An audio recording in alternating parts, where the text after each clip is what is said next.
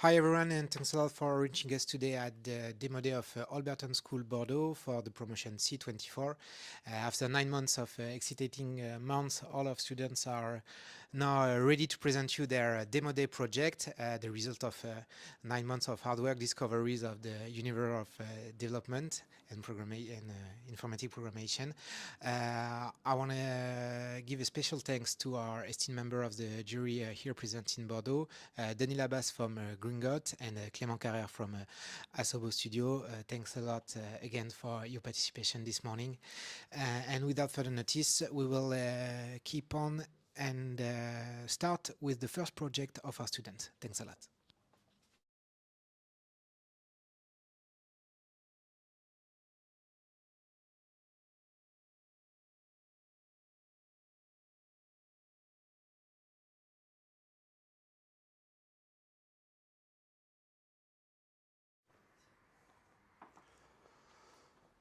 So, hello everyone.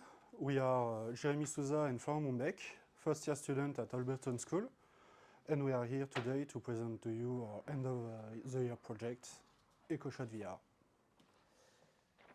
Here is a brief summary of your project presentation. We will discover the team behind this project, what it is about. We will see a demonstration of your project and how the development timeline went. We will also see which technologies we used, a brief code snippet of our scripts, which problems we faced along the way, and then we shall conclude our presentation with a few words. Now, without further ado, let's see who is the team who worked on this project. I'm Jérémy, passionate about virtual reality and music. I worked on the visual aspect of the project, the sound design, and the VR testing. And I am Florent Mombec. I'm passionate about video games. I was in charge of creating the database, as well as writing scripts in order to link it to our project. What is EcoShot VR? EcoShot VR is a design for a beginner-friendly, enclosed area where users can familiarize themselves with VR controller while having fun. In EcoShot VR, we have integrated several interactive mechanics to provide a fully immersive experience for the players. First, here is our interactive tables. It allows the player to freely manipulate objects, adding a more realistic and intuitive dimension to the experience. Next, we had a climbing wall. This feature gives players more freedom of movement, allowing them to explore the environment and physically interact with the game world. And finally, here is the core gameplay of our project, target shootings. With intuitive and smooth, responsive shooting mechanics, it allows the player to test their skills through various challenges. All these features combined create an immersive and engaging experience, making EcoShot VR truly unique and captivating. The development was divided into 3 sprints. Our first sprints went from January 6th to January 7th, where we defined what the project will be, which technologies to use, as well as familiarizing ourselves with said technologies. Your second sprint went from February 10 to February 21. This is where we implement your core script in C#, where we try to implement and link database to Unity. And I learned how to make Blender assets and put them in the projects. And our third sprint went from March 3rd to March 14th, where we made visual and audio improvements to the project. We also added more scenes for an introduction as well as player health warnings. And then we tried to implement a database in local. For the technology to build EcoShot VR, we use Unity 2022.3.50 F1 for the creation of your scene, as well as the arena.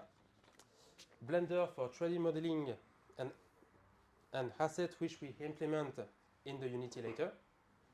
And XR interaction toolkits in order to make your project Unity compatible with the VR controller. On the technical side, we use Visual Studio Code in order to write our script in C#. We also use MySQL in order to create our database in local. And we also use PHP-MyAdmin in order to manage said database, in order to add scores to the game. One interesting feature we added to the project was a bullet trail script in order to enhance the shooting experience. This script followed the bullet trajectory, tracing a line for the initial position to the new position in space will begin a small effects is greatly improve the game feedback and immersion. As with any project, we ran into several problems. One major problem was to choose one major issue was deciding about the database if we had to use a local database or an online hosted solution. For the communication, we have also another issue in the early stage, leading to mismanagement regarding our working branch on Git. At one point, one person pushed on the main branch while the other was working on it, which blocked its progress until we resolved the problem. We also got feedbacks regarding some playtests. Some players said there was some problem about a mechanic for one of our weapons. To overcome this challenge, we implement various solutions. More frequent communication via Slack and on-site meeting, collect feedback during playtesting session and implement this in the project, separate Git branch for each feature, merging only after successful test. But we also gain more experience during this project, as you will see next. So this project, we didn't just develop a game, we also gained valuable knowledge about project management, teamwork, and also how to collaborate effectively, how to communicate effectively, so and ensure that everyone stays aligned on the project goals. We also learn how to create and deliver a project before hitting the deadline. Working in sprint helped us structure and progress or manage stress during intense development phase. On the technical side, we also developed more skills regarding Unity and Blender. We also learned how to put assets in a project and create a smooth gameplay experience. And for me, it was also a great opportunity to deepen my understanding of the virtual reality development, especially regarding VR, interaction, and how to make them feel more intuitive. Finally, working with database allowed me to learn more about database management and database optimization. In short, this project was a release store of us, giving us hands-on experience with game development, teamwork, and problem solving in a professional setting. That's why we are proud of the final results and hope you enjoy it so much as well do. EcoShot VR represents our first step towards becoming game developers, so we hope it reflects our passion and dedication. Thanks for your attention. If you have a question, we'd love to answer them. And if you want to test EcoShot VR, you can take the headset, which is right in front of you.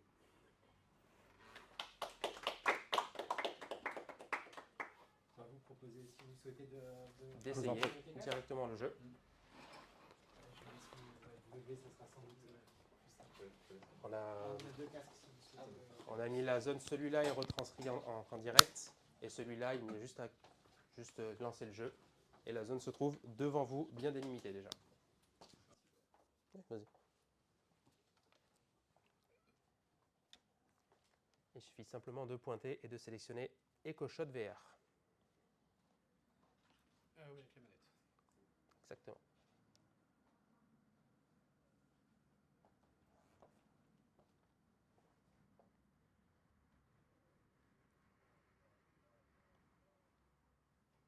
Alors, j'ai pas l'habitude avec éco-shot VR.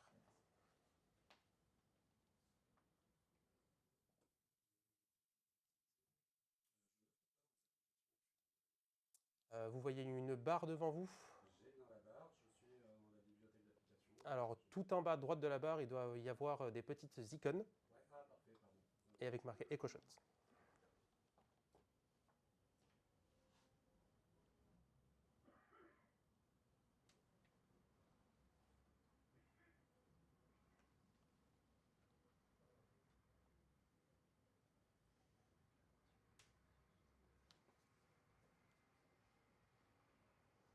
Une fois arrivé dans le menu, tout simplement, après lecture des explications, le bouton Start pour lancer le jeu et la scène principale.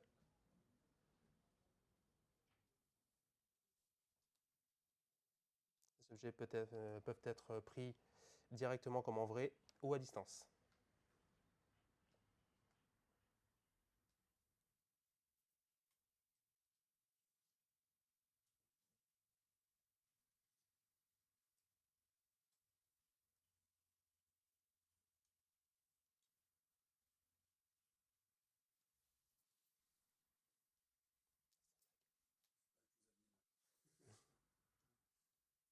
Vous en êtes où? Vous êtes sur la scène principale ou... Je suis déjà en train d'empiler les tubes. Eh ben, super, c'est ce qu'il faut. Mais mon habilité n'est pas là. C'est retranscrit sur YouTube. Je pense que c'est fait exprès. Ils ont directement ça sur YouTube.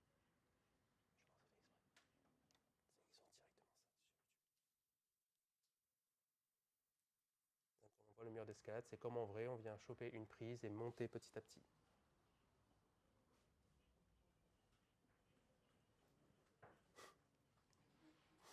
Ça, on voit là, avec la rapidité. La même chose que pendant le test.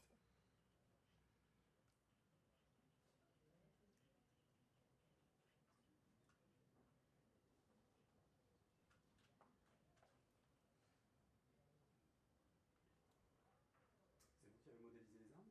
Oui, les armes ont été du coup modélisées via Blender. D'ailleurs, les balles qui sont tirées aussi. Oui. Je pense que ça doit être l'une des seules personnes qui prend un fusil d'assaut à une main. Ah, bah. Les balles vont très vite. Oui, sur le fusil d'assaut, elles sont instanciées un peu plus rapidement que sur le pistolet. Et c'est pour ça qu'on a rajouté un aspect visuel pour pas perdre la balle en visuel. Le fameux bullet trail effect. Voilà, exactement.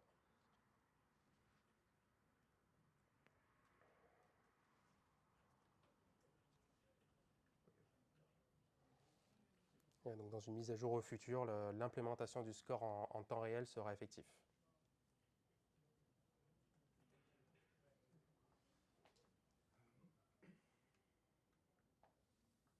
Tu tiens les oiseaux? Non, non, j'essaye le mur d'escalade, à vrai dire. En fait, il faut rester.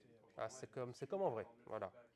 Comme si on avait des prises d'escalade devant soi et qu'on était... Ok. Et attends bien le feedback un peu de la vibration. On le prend. Alors, est-ce que c'est moi qui tire pas correctement sur le rond vert ou est-ce qu'il n'y a pas de feedback sur... Alors de base, il y a un feedback. Quand on tourne la tête à droite, on voit le timer qui reprend à 30 secondes une fois qu'il est terminé. D'accord. Ça veut dire qu'on ne peut pas le relancer une fois qu'il n'est pas terminé. Ok, On doit terminer la session de 30 secondes et relancer le temps. Ok. Après, le score effectué par le joueur est instancié et remplacé par, si c'est un meilleur score ou pas, comme affiché sur le mur. Oui, effectivement. C'est un peu trompeur parce que du coup, on se demande pourquoi le rond vert ne change pas de couleur. On Oui. n'a pas de feedback et le feedback se trouve sur la droite. Mais Effectivement, ouais. Sinon, on est bon, hein, les interactions sont cohérentes. Est-ce que vous avez tenté de les faire avec les mains et pas avec les manettes aussi? Alors, on l'a tenté avec les mains, mais on a préféré mettre les manettes. Pourquoi? Parce que comme c'est un jeu qui est à but pour des nouveaux joueurs, donc ils vont découvrir la VR, ils vont avoir cette habitude déjà d'avoir les manettes en main pour s'y habituer. Et donc s'habituer sur un premier jeu en comprenant bien comment utiliser ces fameuses manettes, c'est pour moi mieux pour entamer la VR une fois dans le dur, quoi. Voilà. Et comme piste d'évolution, j'imagine qu'il y avait plein de fonctionnalités que vous aviez envie de mettre mais qu'il a Ouais. fallu prioriser. Oui. En termes de roadmap, vous diriez que c'est quoi la suite? En termes de roadmap, donc, comme j'ai dit, on va avoir un score en temps réel Donc, pour instancier le score que fera le joueur sur les cibles. Pour ce qui est de la database, passer d'une database en local en ligne, afin que les joueurs puissent comparer leur score en ligne. Voilà. Et après, d'autres maps, d'autres façons de jouer pour apprendre, du coup, encore plus. Voilà. Merci messieurs. Avec plaisir. Désinstancier. Hop.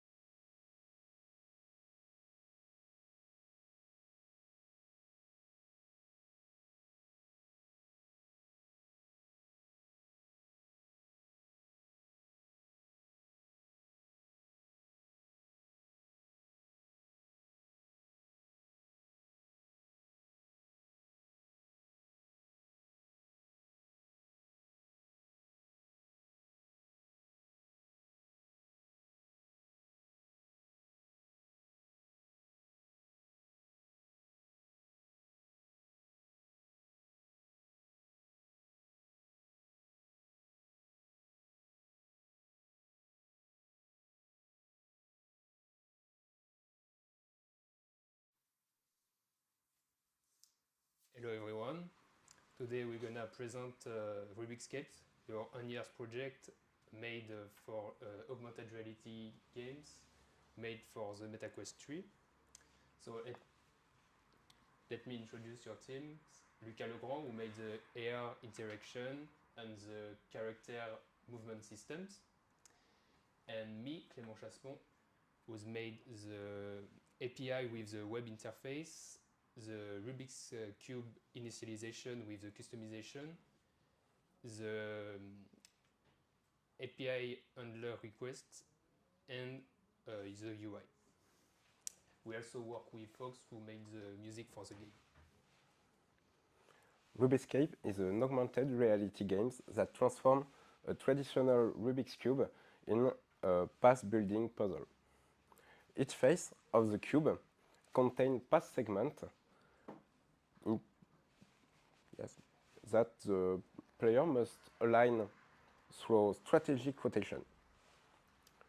The objective is to create a continuous path between two designated points. Once the path is assembled, a virtual character attempts to traverse it. If reach the destination, the level is validated. The Unity application running on the MetaQuest 3 allows players to interact with the cube. This application communicates via HTTPS request with our Python Flask backend.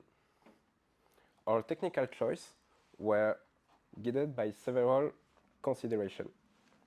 External database to Unity, we deliberately separated the level management from the Unity application to allow administration through a web interface, offering a more intuitive and accessible user experience. SQLite, this lightweight database system, is perfectly suited to our needs, as we only store small JSON files, and a more robust solution would have been superfluous for this use case. Python Flask with SQL Alchemy. This combination was chosen for this ease of implementation and ability to allow rapid iteration during development, and the web interface in HTML, CSS, JavaScript. We developed this interface to simplify level management without require direct access to the database, making administration accessible even to a non-technical user.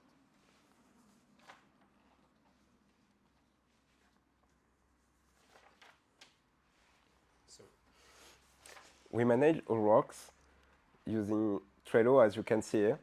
This allowed us to track our user story and the bug and progress throughout each sprint. your project unfold in 3 sprints over approximately 3 months. The sprint 1, we're setting up the basic architecture, the cube initialization, and the API configurations. The sprint 2, we develop the user interface and the player interaction with the cubes. And the sprint 3, we finalize the cube rotation, implementing the win condition, and we made the level design. The web interface allows level designer to create, view, and modify game level without any technical knowledge. As you can see, it offers 3 main features: index, listing, and navigation between existing level. It's also the main point to create and update. And level deletion is accessible via this page. Into creation of new level with path type placement, and update, modification of existing level.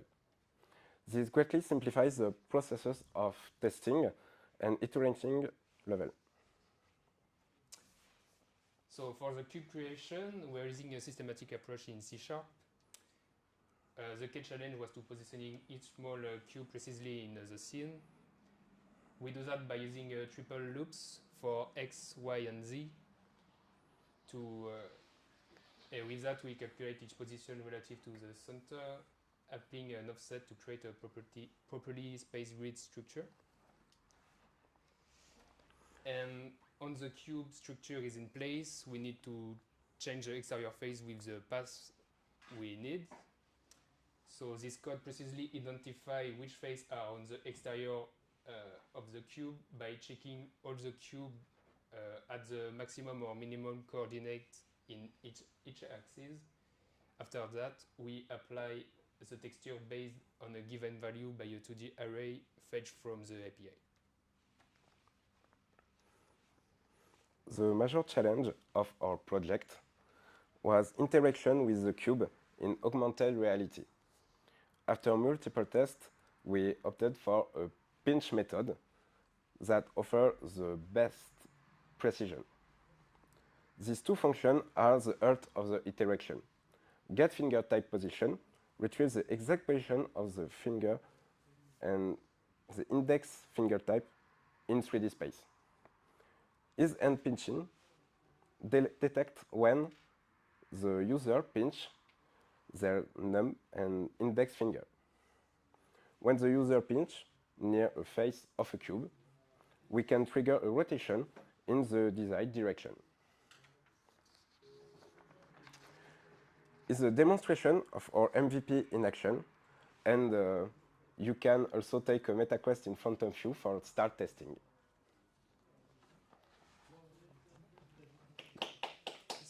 C'est pas fini. C'est pas fini. Mais si vous voulez, vous pouvez tester maintenant. Vous pouvez, oui.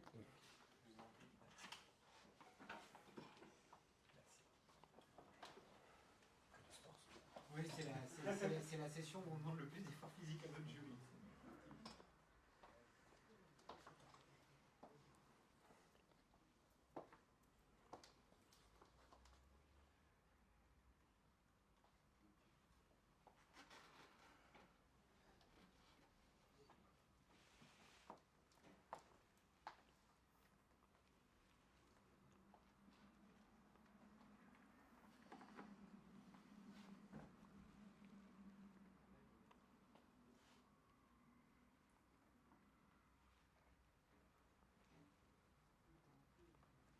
If you want to reset the cube, you can just back to the menu and click again on the level.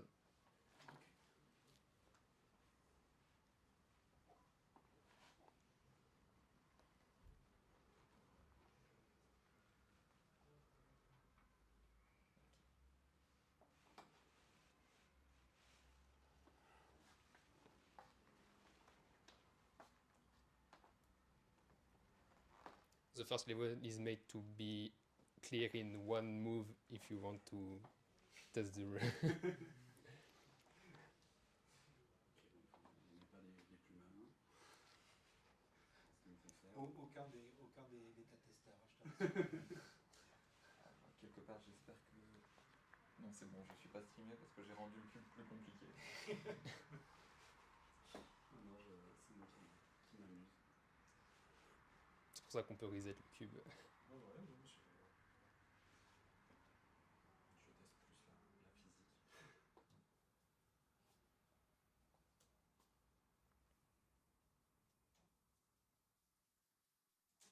The second one is clearable in two moves. So the first one can be more easier.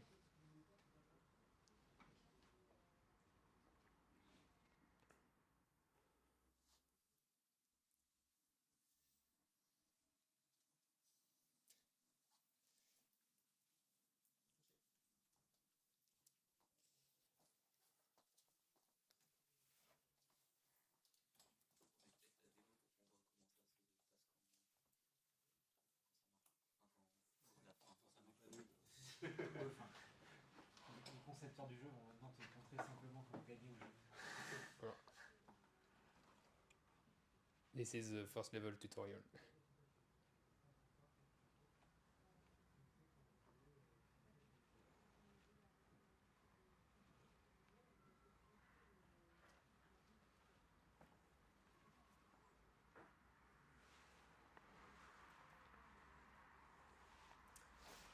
So some key figure about our project.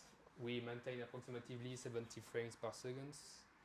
The loading time of each level is less than 2 seconds. the scale of the database is by default 2 levels. The compiled game's size is about 78 megabytes, and we complete 11 user stories representing all the fundamental functionalities. The performance metrics are particularly important in augmented reality, where smoothness is crucial to avoid motion sickness and maintain immersion. This project saw several lessons. Our project structure could be optimized for easier maintenance. We had to learn Unity and ER development during the project, and the MetaXR SDK documentation is sometimes insufficient, which complicated development. Traditional class diagrams don't adapt well to Unity's development model, and this last reflection is particularly important. Unity uses a component-based approach rather than a classical object-oriented model, which required an adaptation of our initial design. In conclusion, we are satisfied by having complete a full MVP in 3 sprints, solve the challenge of manual interaction in AR, particularly for the pinch function, and create a complete architecture connecting augmented reality games in Unity with a Flask API and a database. Among our main learning, the necessity of testing directly on the AR headset for accurate feedback, the importance of last iteration cycle despite deployment time constraint, and the value of manual testing is identifying interaction issues that would be impossible to discover without the physical hardware. Thank you for your attention, and we are available to answer your question.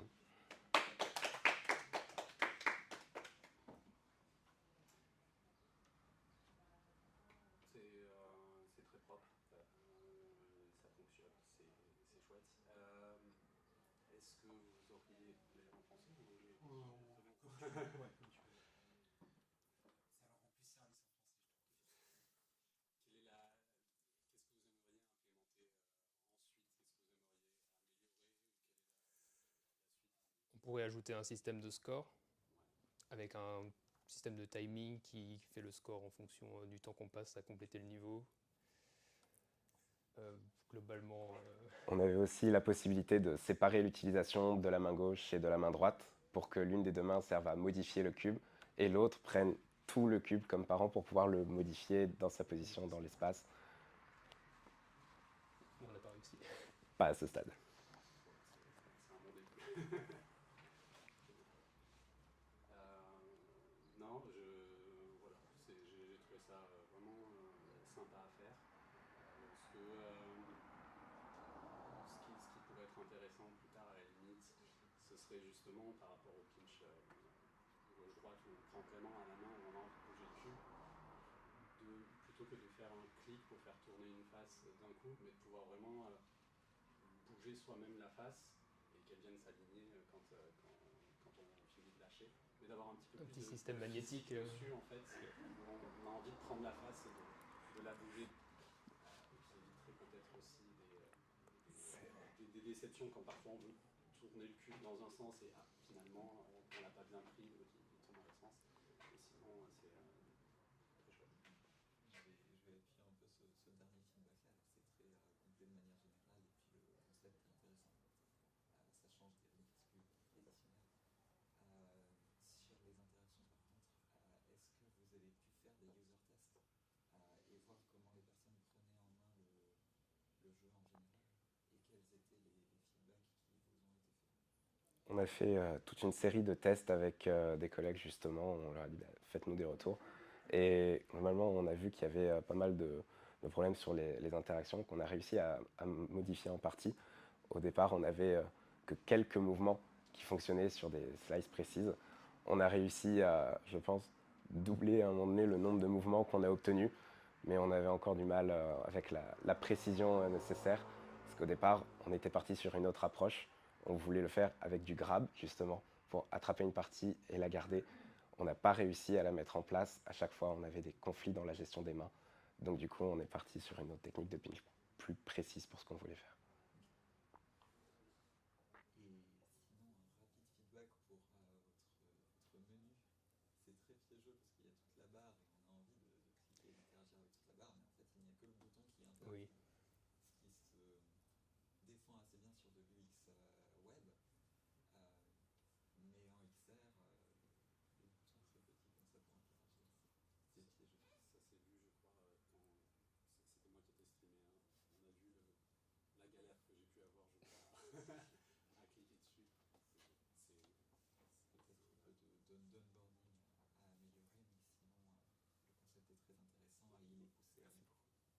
Merci beaucoup.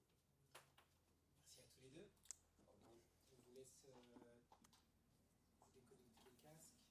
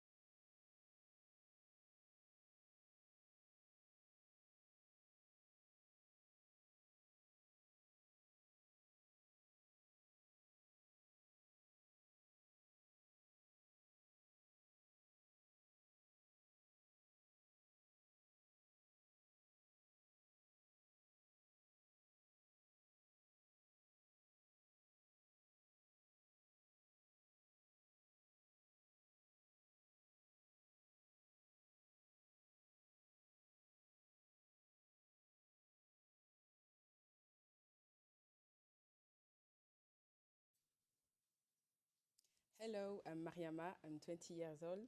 I'm gonna introduce you to my end-of-year project, the website rebuild of Caps Lock. First, I'm gonna introduce you to the team, then the goals, then the technology stack I've used, the organization. I'm gonna show you some diagrams and architecture system, the timeline, and the demo. For this project, I was supported by most of the team of the team, especially those who do web development. My tutor is Julien, just here. He's a co-founder of Caps Lock. He's graduated at the CESI. At Caps Lock, they develop customized digital solutions for your needs, like a website, business software, mobile application. Also, they can make video games and cybersecurity. So they trusted me to rebuild their website. But why I've chosen a website for my end-of-year project? Before coming to Alberton, I was making a website on WordPress, but I found out that it wasn't fully customizable. So I wanted to learn how to code to fully express my creativity. So this project makes sense for my future. The goals, of course, bringing more customers is the main goal, but how can we achieve that? By making the site more intuitive and accessible across all devices with a responsive design, by optimizing branding to reinforce the company's credibility and make a strong impression, by improving SEO to boost visibility on Google and attract more organic traffic, by integrated APIs to enhance functionality and streamline process, and to simplify content management, they choose to move to a modern CMS like Strapi, allowing teams to publish content easily without technical knowledge. For the organization, we had a daily stand-up. It's the first thing we do on the morning with all the team, like here in Alberton. With Julien, we had a weekly meeting. He was tracking my progress each week, and Maxence too, and we communicate via Discord. For the technology stack, I've used Next.js for the front end. It's a React framework used to create components easily and reuse it easily too. The handling was very simple. For the CSS, I've used the Tailwind CSS. It's a CSS framework really easy to use because we use predefined classes that correspond to CSS styles. It's so much faster than classic CSS, and I had no trouble using it. For Strapi, for Finish, we have Strapi for the backend. It's an open source headless CMS based on Node.js. It's for easily manage a database and create an API without having to code the entire backend. We can add, edit, and create content, such as articles, products, and retrieve all this data via an API that the frontend use. They choose Strapi because it can translate all the content. In the next version of the website, the content will be in English. Here is a piece of code of my contact page. Here we have a component for the form. And here we have all the information about Caps Lock. And here we can see all the classes in Tailwind, like text for Excel is for the size of the text. Here is my diagram for the page contact. When the user submits all the data, the front end sends the data to the backend. Then the database saves all the data, and it sends a confirmation to the service email at Caps Lock. Then the backend confirms the submission to the front, and in the screen of the client, we have a successful message. Here is my system architecture. When the front end, first the front end requests the IP to the DNS server, then he responds with the IP. The front end make an Ethernet request to the file system and the database to retrieve all the data, all the content, and then we have a response, and the front end can display all the results. For the sprints, the first sprint I get introduced with Next.js and Tailwind.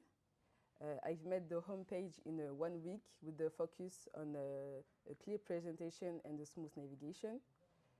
During this sprint, I had the difficulty with the React hooks, but Julien helped me a lot, so I did it. Also, I made the mistake by starting by desktop, but the good practice is start by mobile first. The second sprint marked by the beginning of the backend. With Strapi, I created the contact form and all the dynamic project retrieval, and I've created the API. The final thread, the sprint 3, I work on the latest patches of the back and the API to stabilize the whole website. Well, the challenges for me was manage my time. I was quite successful on this, but I wasted a lot of time on some things like reading documents or watching videos to learn. But now I know how to organize me. Also, I used to compare myself with other alternants. Also, they know much better than me, since it's normal, since they have more experiences. I loved realizing this project. I realized that it was necessary to make more accurate assessments in order to keep track of the progress and supervise the next sprints. I thank to Julien, my tutor, and Alberton that helped me to find this project. And now I'm going to show you a demo.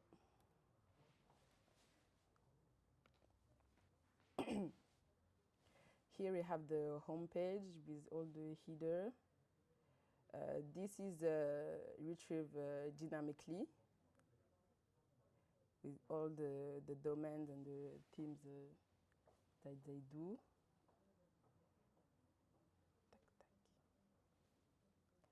The page services with all the services that they do, but it's not the real content. And I'm going to show you how the APIs work for my form.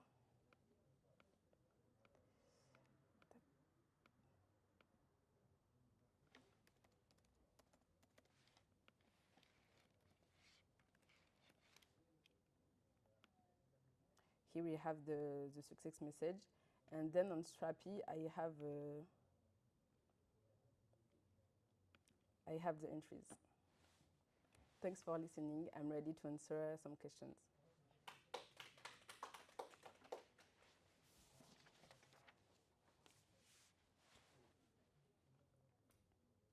Est-ce qu'on peut juste voir, vous parliez de mobile first, vous avez repassé en mobile.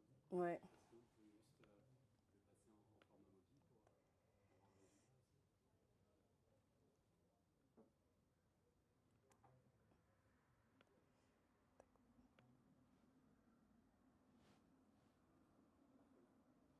mobile pour avoir un résultat aussi? Quel avantage vous avez trouvé à partir sur du React Strapi par rapport à WordPress par exemple? Du coup, vu que WordPress est du glisser-déposer, vraiment, je ne pouvais pas exprimer toute ma créativité. C'était vraiment limité. Du coup, avec React, on peut vraiment tout faire, les couleurs, les formes, etc. Et c'est vraiment libre. Mais du coup, c'est un peu plus compliqué à apprendre, mais vraiment, c'était nécessaire pour moi.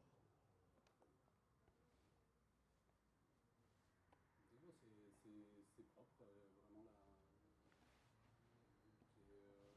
généralement sur des débuts de projet comme ça, on voit des marges un peu aléatoires, des choses qui ne sont pas très bien calées. Là, c'est globalement tout bien fait, tout propre.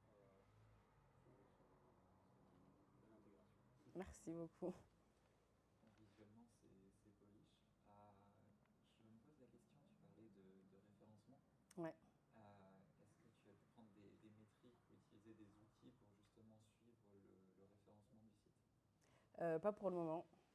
Ouais, j'ai pas été du tout chargée de ça, mais du coup, moi, j'ai fait de mon côté mettre le bon contenu dans les bonnes balises, etc. C'est ce dont je me suis chargée.